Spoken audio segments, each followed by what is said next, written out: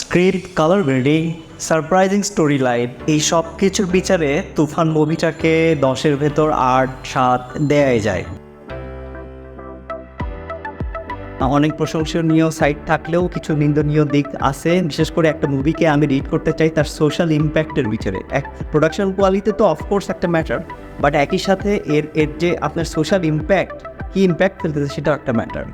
For example, এখানে যে অ্যাকসেন্টগুলো ব্যবহার করা হয়েছে কলকাতার, এটাকে একটা টিপিক্যাল বাংলাদেশি মাইন্ডসেট হিসেবে রিড করবেন না। আপনার ওই অ্যাকসেন্টের মানুষ তো, বাংলাদেশের মানুষ তো ওই অ্যাকসেন্টের কথা বলে না। আপনি বাংলাদেশের একটা গল্প বলতেছেন, তাও 90s, সেই জায়গায় একটা হঠাৎ করে কলকাতার অ্যাকসেন্ট আনবেন কেন? আপনি কালচারালি যদি কারো দাস হয়ে থাকে ঠিক তখনই আনবেন। বিশেষ করে আপনি যদি দুই বাংলা এক হওয়া প্রজেক্টের লোক হয়ে থাকেন, মানে আর কি, যারা বাংলাদেশ ভারত হয়ে যাওয়া এটা সরাসরি বলতে পারে না, তারা কিন্তু ওই দুই বাংলা এক হলে কত ভালো হতো, কত সুন্দর হতো। হ্যাঁ, এখানে প্রাসঙ্গিক স্বার্থে একটা কথা বলে রাখি, এই যে আমরা আমাদের কথোপকথনে খাইছি, বলছি, দেখেছি, বলেছি, খেয়েছি, এগুলো না বলে এই ধরনের অ্যাকসেন্ট ব্যবহার করি, এটা কিন্তু আমরা সচেতনভাবে করি। আমরা একে তো উচ্চ বর্ণ হিন্দুর অ্যাকসেন্টের দাসত্ব করি না, মোর ওভার আমরা এটা খুবই সচেতনভাবে বলি। ফলে কোনো উজবুকের বাচ্চা উজবুক যদি এটা মনে করে যে আমাদের অল্প শিক্ষা বা অচর্চার জন্য হচ্ছে যে আমরা এরকম করছি, সে আসলে অন্ধকারের মধ্যে আছে। আপনাকে কালচারাল ডমিনেন্স এবং কালচারাল ডমিনেন্স কীভাবে পলিটিক্যাল ডমিনেন্সের রূপ নেয়, কনভার্ট হয় এই পাওয়ারটা, এই জিনিসটা বুঝতে হবে। আমরা দেখেছি, বলেছি, খেয়েছি, এগুলোও বলি, যেমন আমাদের রাজশাহীর মানুষেরা বলে, অন্য অংশের মানুষেরা বলে, that nothing wrong with that. মানে যা কিছু আমাদের স্বাভাবিক, আমাদের স্বকীয়তা, সেটা নিয়েই আমরা মাথা উঁচু করে চলবো। মুভিতে সে ওই যে ক্যাডার ইমেজ দিয়ে যে একটা ক্যারেক্টার যে সে উপস্থাপন করছে, এবং সেই ক্যাডার ইমেজ, সেই মাফিয়া চক্রের হাত ধরে যে একটা দলটা ক্ষমতায় আসছে, সে ঠিক ওই দলকেই টার্গেট করছে, যেটা কিনা এই সময়ে ফ্যাসিস্ট রেজিমে চাপাকলে পড়ে যাওয়া জনগণকে যে দলগুলো এখন প্রতিনিধিত্ব করছে বা যে দলগুলো এখন লিড দিচ্ছে, সেই দলগুলোকে সে আসলে ভিলিফাই করছে। যেমন উই আর লুকিং ফর অপরাধ, সে এটা বলে সেই বিএনপি জামাত আমলের স্বরাষ্ট্রমন্ত্রী বুরুফুজ্জামান বাবরকে হচ্ছে আক্রমণ করছে। আবার ইয়াটা হচ্ছে তুফান, এই ক্যারেক্টার হচ্ছে মিডিয়ার সৃষ্টি, সে নিজামীকে টার্গেট করছে। কিন্তু দেখেন, এই সময়ে যারা একটা ন্যায্য আন্দোলনের নেতৃত্ব দিচ্ছে, যে দলগুলো, যে মানুষগুলো, সে যখন কিনা সে একটা পরিষ্কারভাবে তারা একটা ফ্যাসিস্ট রেজিমের বিরুদ্ধে সংগ্রাম করছে, ঠিক সেই সময়ে এই মুভিটা কি ন্যারেটিভ উৎপাদন করে, কি সমর্থন উৎপাদন করে। দ্যাটস ওয়াই আমি বলছি যে সোশ্যাল ইম্প্যাক্ট বিচারে আমাকে বিচার করতে হবে। একটা আর্টিস্ট কখনো জালেমের পক্ষ নিতে পারে না, হোক, এবং সে সবসময় মজলুমের পক্ষ নেবে, হোক সেটা জামাত শিবির, হোক সেটা উটু, টুটসি, বিজেপি, শিয়া মাঝহাব। প্রাজ্ঞজনের একটা কথা বলেন, একটা কথা কে বলেছে এটা ম্যাটার না, কি বলেছে সেটা আসলে ম্যাটার। সো বাংলা ভাই মিডিয়ার সৃষ্টি, এটা কিন্তু পরবর্তীতে ইভেন মুন্নি শাহর সাথে নিজামের একটা ভিডিও ক্লিপ দেখলাম, আমি লিঙ্ক কমেন্টে দিচ্ছি, সেখানে সে সরাসরি ক্লেম করছে যে ডেইলি স্টার আমাকে হচ্ছে এটা রংলি কোট করছে, মোটেও এটা আমি বলি নাই। এবং মুন্নি শাহ কিন্তু ওখানে কোনো কাউন্টার দিতে পারে নাই তার লজিকের বিপরীতে। তাহলে এই কথাটা কেবল নিজামই বলছে বলে আমাকে কি ঢোল পিটাতে হবে, করতালিকা প্রবাহে আমাকে কি গা ভাসাতে হবে? ন্যায় বা ন্যায্যতা বলে কি কিছু নাই? অ্যান্ড 10টা কষ্ট মামলা অবশ্যই এডিশনাল ইনভেস্টিগেশনের দাবি রাখে, বিকজ আপনাকে দেখতে হবে যে একটা ঘটনা থেকে কে আলটিমেটলি বেনিফিশিয়ারি হচ্ছে। আমরা শুধু ওই 10টা অস্ত্রের মধ্যে শুধু ইন্ডিয়া আর পাকিস্তানকে দেখছি, কিন্তু এর ভিতর যে একটা চীনের হস্তক্ষেপ থাকতে পারে, এই সন্দেহটাকে মোটেও উড়িয়ে দেওয়া যায় না। কিছুদিন আগে তো গোলাম মোল্লা রনি একটা বোমা ফাটাইছে, সে বলছে যে এটা পুরোপুরি চীনের পরিচালনা এবং প্রযোজনায় ঘটছে। এই যে পলিটিক্যাল ফ্যাসাদে পড়ে আমরা ভয়ানক ঋণের বোঝা বয়ে যাচ্ছি, এটা তো একটা রিয়েলিটি। আর দেখেন, গুণীজনরা কিন্তু আরেকটা কথা বলে, কারোর সাথে কোনো দলের সাথে বিদ্বেষবশত যদি কিছু আপনি হতে দেন, কোনো অন্যায় হতে দেন, তাহলে সেই অন্যায় কিন্তু একদিন আপনাকেও গ্রাস করবে। সো বাংলাদেশে কি এমনটা হচ্ছে না? হয়নি। উইর ভালো একটা দিক হচ্ছে, চমৎকার একটা দিক হচ্ছে, সে বিভিন্ন জেনারেশনের মানুষকে কানেক্ট করতে পারছেন। একই সাথে এটা 90s কিডস যারা আমার মতো, তারা খুবই চমৎকারভাবে এটা করতে হবে। যারা আলিফ লায়লা এবং সেই সময়ের এক্সাইটিং দিনগুলোর কথা তার মনে পড়ে যাবে, এই আলিফ লায়লার ওসি আকরাম চরিত্রে অভিনয় করা চঞ্চল, সেই হচ্ছে মালিকা হামিনার প্রসঙ্গ, মানে ওই নায়িকাকে থ্রেট করার সময় সিআইডি হিসেবে যখন ইন্টারোগেট করতে যায়, সেই সময় আকরাম বলেছে তাকে, মালিকা হামিনার কথা বলে, এক ধাক্কায় আপনাকে ওই জায়গায় নিয়ে যাবে, আপনাকে নস্টালজিক না করলেও আপনাকে দারুণভাবে বেঁধে ফেলবে।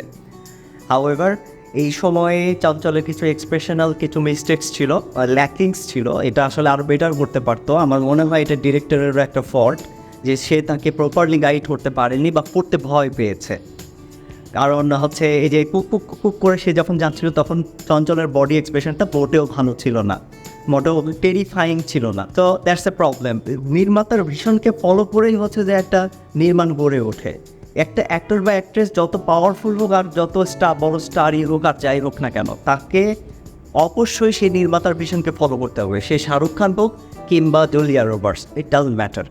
আমি এটাও দেখবো যে একটা আর্টিস্ট সে যে মূল্যবোধকে ধারণ করে বলে সিনেমায় দেখাচ্ছে, অ্যাজ অ্যান আর্টিস্ট সে শোবিজে যেটা শো করতেছে বাস্তবে সে আসলে কি, আমি সেভাবেও বিচার করতে চাই। আপনি যদি প্র্যাকটিক্যালি চিন্তা করেন, এই সাকিব হচ্ছে সেই সাকিব যে একটা একতরফা ভোট ডাকাতির নির্বাচনে তার মাকে নিয়ে গিয়ে সেই নির্বাচনে গিয়ে সে সাংবাদিকদের সামনে দেখাচ্ছে যে খুব গণতান্ত্রিক পরিবেশে খুব চমৎকার ভোট হচ্ছে, বাংলাদেশের খুব সুন্দর গণতান্ত্রিক পরিবেশ আছে। সে একটা স্টার হিসেবে সে দেশের অনেক মানুষকে ব্রেন ওয়াশ করতেছে, পড়াতে অপচেষ্টা করছে এবং বাইরের মানুষকে, দেশের বাইরের মানুষকে এই মেসেজ দিচ্ছে। সে একটা কালচারাল দালালে পরিণত হয়েছে। সেই কালচারাল দালালকে কি আর্টিস্ট বলা যায়? আপনি যদি আর্টিস্ট হয়ে থাকেন, আপনি রাইটার, পেইন্টার, আপনি অ্যাক্টর, অ্যাক্ট্রেস, হোয়াট এভার, আপনি অবশ্যই মাধ্যমের পক্ষ নেবেন। মাধ্যমের যা কিছু ভালো সেগুলোকে টেনে আনবেন। তার সামান্য যা কিছু খারাপ সেটাকে পুঁজি করে যখন তার উপর নিষ্পেষণ চালা হচ্ছে, তার উপর ফ্যাসিস্ট আক্রমণ করা হচ্ছে, তাকে মানুষ হিসেবে জাস্ট খালি ব্যবহার করা হচ্ছে অন্য কোনো ফায়দা নেওয়ার জন্য, চেতনার নামে, আদর্শের নামে, তখন তার বিরুদ্ধে আপনাকে ফাইট করতে হবে, না হলে আপনি কোনো বালের আর্টিস্টই না। আর আমি যদি শিক্ষার বিচারে, রুচির বিচারে শাকিব খানকে যে এখন না হয় ভালো ভালো পারফিউম আর পোশাক আশাক পরে সে জানতে উঠছে, বেসিক্যালি এটা অল্প শিক্ষিত একটা ছেলে, নিজেকে বিক্রি করে দেওয়ার মতো একটা লোক সে।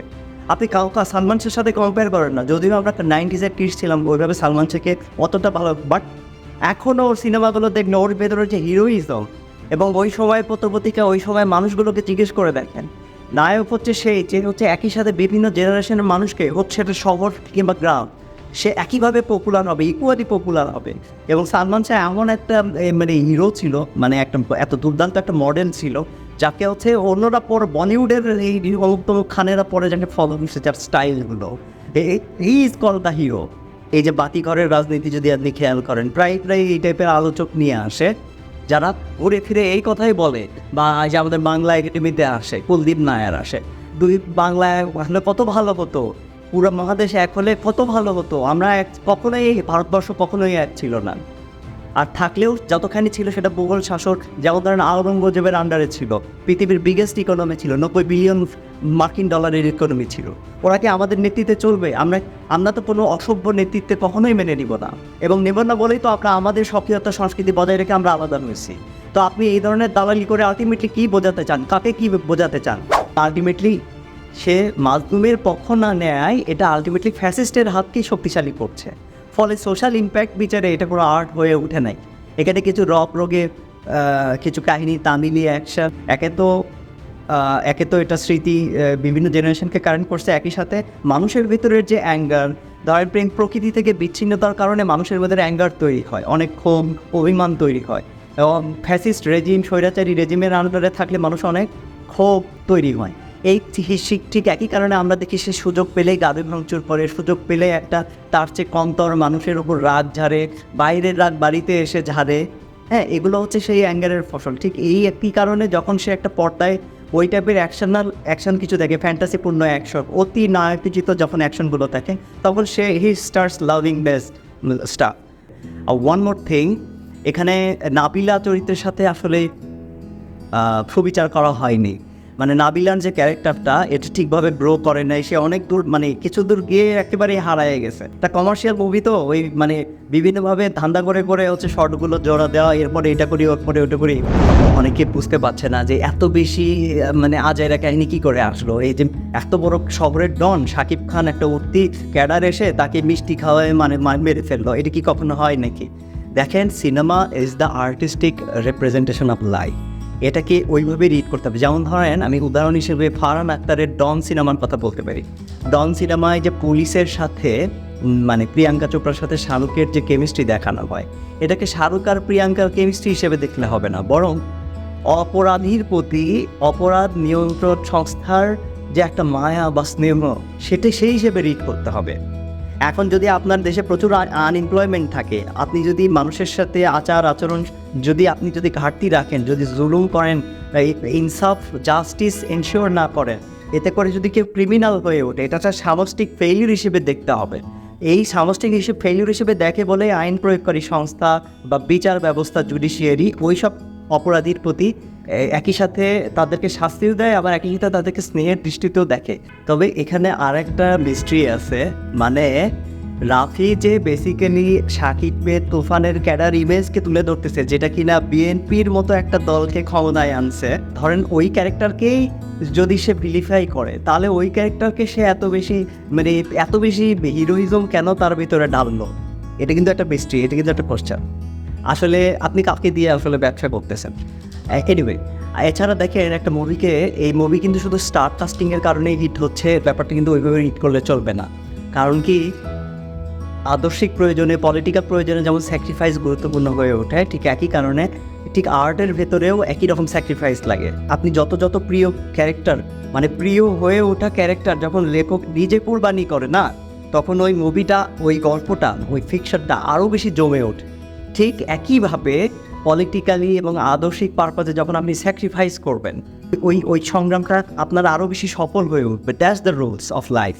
ঠিক একইভাবে আমরা যদি মেহমেদ মোজদাগের দিরিলি সার্তুল দেখি, সেখানেও আমরা দেখব যে অনেক প্রিয় হয়ে ওঠা খুবই দুর্দান্ত কিছু ক্যারেক্টার দ্রুতই মাইনাস হয়ে যাচ্ছে, দ্রুতই হয়তো খুন হচ্ছে, অথবা হারায় যাচ্ছে, অথবা অন্যদিকে চলে যাচ্ছে।